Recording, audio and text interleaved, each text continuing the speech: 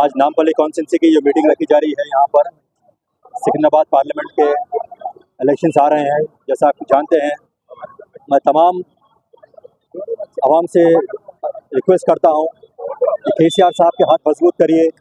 हमको ये बात याद रखना है, केसीआर साहब वाहिद चीफ मिनिस्टर थे जिन्होंने एक मुसलमान को डिप्टी सीएम बनाया, होम मिनिस्टर बनाया, रेवेन्यू मिनिस्टर बनाया, और अल्हम्दुलिल्लाह सारे तेलंगाना की हिस्ट्री में आप निकाल कर देखिए, एक मुसलमान को पहली बार अगर हुकूमत में दिया गया हो तो महमूद अली साहब को दिया गया, एक मुसलमान को दिया गया। आज वही कांग्रेस की हुकूमत है, एक मुसलमान को मिनिस्टर तक नहीं बनाए ये लोग। तो आप देख सकते हैं कि किस तरीके से हुकूमत चल रही है। उन्होंने वादा किया कि हम मुसलमानों को 4000 करोड़ का बजट देंगे, लेकिन आज भी 2000 करोड़ से बढ़े नहीं ये बात।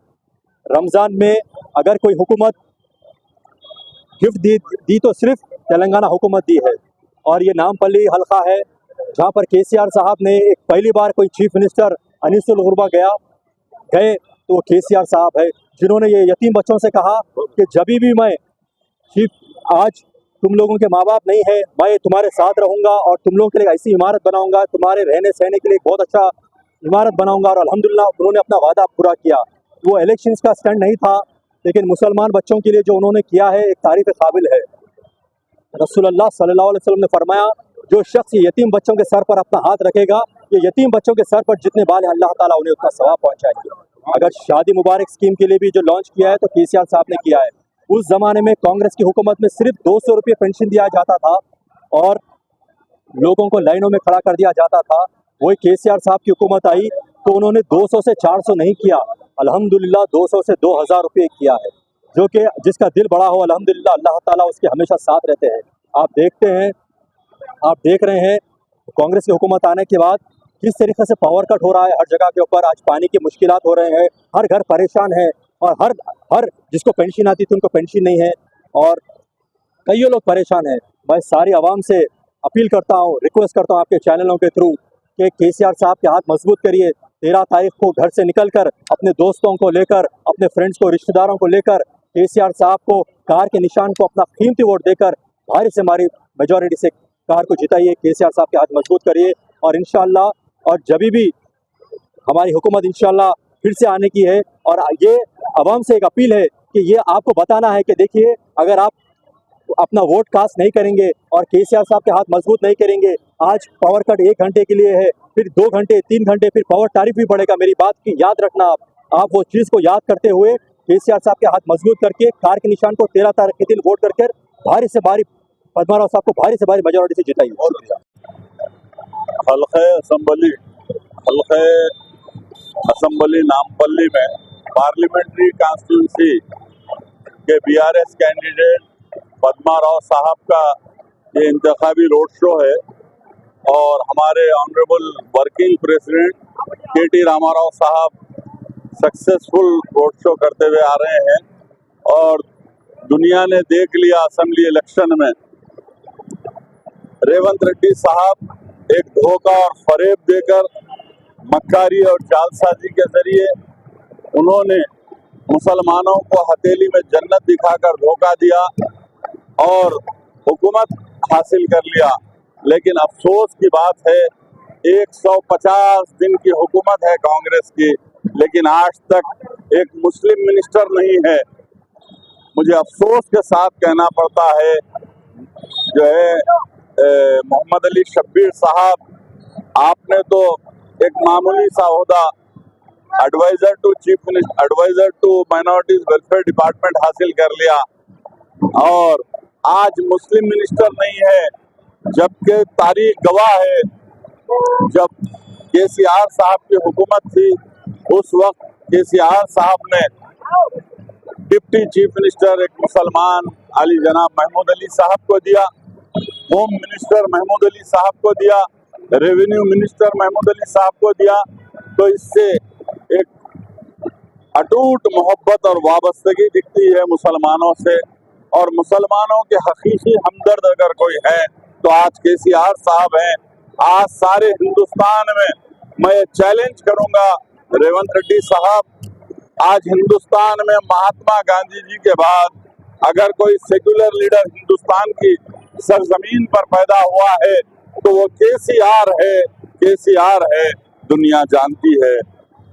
अरे इस मुल्क में हमने 1000 साल तक हुक्मरानी की, लेकिन आज अफसोस ये हो रहा है, आज अफसोस ये होता है कि रेवंत रेड्डी ने 150 दिन की हुकूमत कायम हुए, लेकिन आज तक कोई गारंटी जो है नहीं हुई।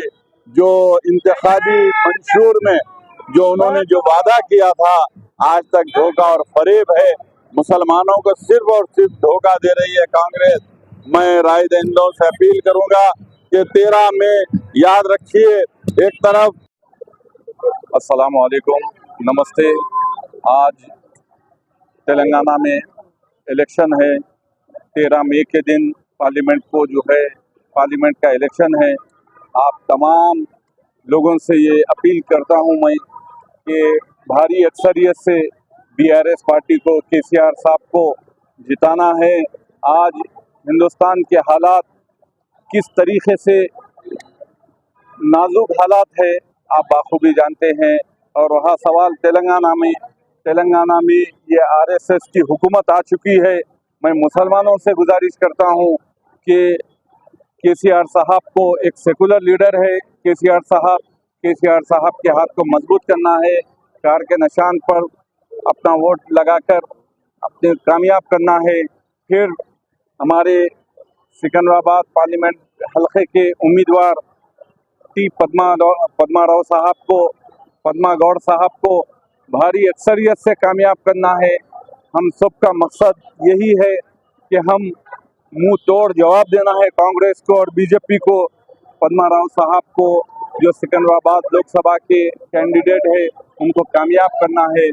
बहरहाल इंशाअल्लाह ताला आपसे ये गुजारिश की जाती है कि भारी अक्सरियत से केसीआर साहब के हाथ को मजबूत करना है। खुदा हाफिज़। आज हमारे बहुत ही चहेते लीडर पद्माराव साहब, जो पज्जन्ना बोल के कहलाते हैं, आज उनका रैली है, जो यहाँ रैली नोबल चौरस्ते पे, यहाँ जो इसो अपने केटीआर साहब और अपने आनंद गौड़ और हमारे पूरे साथी जो पूरे डिवीजनों के नाम पर लिख के रेडिल्स और श्यामनगर कॉलोनी और मासप टैंक, मल्लेपल्ली, हर जगह से पूरे ये यहाँ पर ये नोबल चौरस्ते पे बड़ी तादाद पे जमा हुए हैं।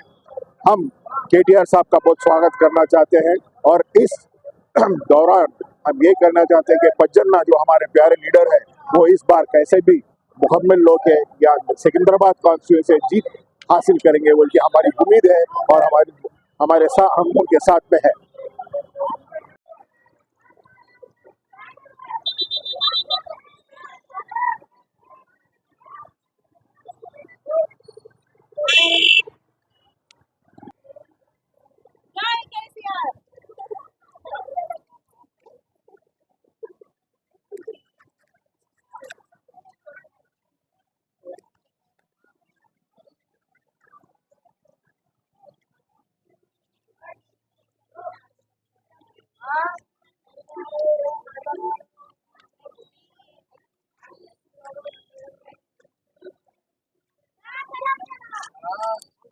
बोलो, पूरा बोलो।